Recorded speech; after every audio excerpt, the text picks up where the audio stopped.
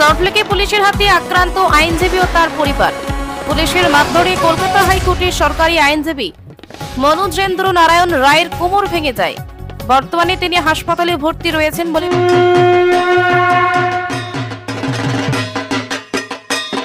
এই ঘটনাটি ঘটে বুধবার রাতে। সরকারি আইনজীবীর ছেলে সৌরেন্দ্র নারায়ণ রায় গাড়ি আনতে গেলে সাদা পোশাকের দুই পুলিশ কর্মী তাকে জিজ্ঞাসাবাদ করেন। পরিচয় জানতে চাওয়ার পর ছেলে পাল্টা প্রশ্ন করতে বচসার সূত্রপাত। এক এএসআই তাকে মারধর করে বলে অভিযোগ। এরপর আরো দুই পুলিশ এসে হামলা করে বলে জানান আইনজীবীর ছেলে। পরবর্তীতে ছেলেকে বাঁচাতে এগিয়ে এলেন আইনজীবী মনোজেন্দ্র নারায়ণ রায়। তাকেও মারধর করা হয় বলে দাবি করে আইনজীবীর পরিবার। আইনজীবীর স্ত্রী আরো জানান, পুলিশ ধাক্কা মেরে তাকে ফেলে দেয় এবং কোমরে আঘাত লাগে। পুলিশরা মদ্যপ অবস্থায় ছিলেন। এবার পুলিশের বিরুদ্ধে বিস্ফোরক অভিযোগ তোলেন আইনজীবীর স্ত্রী। যদিও এই বিষয়টি নিয়ে বিধাননগর পূর্ব থানায় অভিযোগ দায়ের করা হয়েছে। পুলিশ পুরো বিষয়টি তদন্ত করে দেখছেন।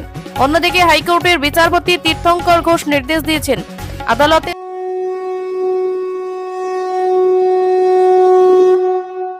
নির্দেশ না মানা পাওয়া পর্যন্ত অভিযুক্ত পুলিশ কর্মীকে কোনো সরকারি কাজে নিযুক্ত করা যাবে না।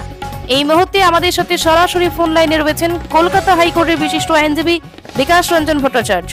আপনাদের শোনাবো তিনার প্রতিক্রিয়া।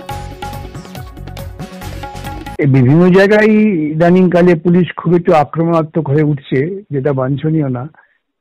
ইতিপূর্বে হাওড়া কোর্টে আইনজীবীদের উপরে আক্রমণের নিয়ে অনেক লড়াই, অনেক বিতর্ক হয়েছে।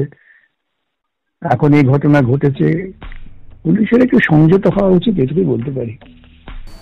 স্যার, ফারাক্কায় তৃণমূলের উপপ্রধানের হাতে আক্রান্ত হয়েছে পুলিশ কর্মী, শাসক দলের নেতা। এই জন্য কি স্যার আক্রান্ত হওয়ার পরেও কোনো আক্রমণ করেননি পুলিশ কর্মী? কি বলবেন?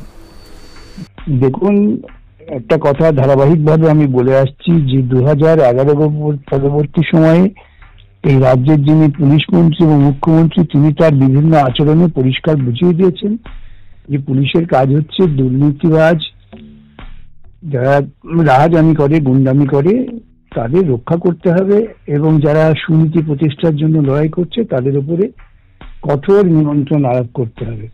আপনারা যদি ধারাবাহিকভাবে পুলিশের কাজকর্ম 2011 পর থেকে দেখেন, দেখবেন এটাই তারা প্রতিষ্ঠিত করেছেন। এখন দুর্ভাগ্য, আপনি যদি পুলিশ মন্ত্রী হন একজন দুর্নীতিগ্রস্ত, যিনি সগর্বে বলেন যে আমি গুন্ডা নিয়ন্ত্রণ করি, তো তাহলে পুলিশ কি করবে? পুলিশের কাজই হবে গুন্ডাদের সাহায্য করা। তাই হচ্ছে।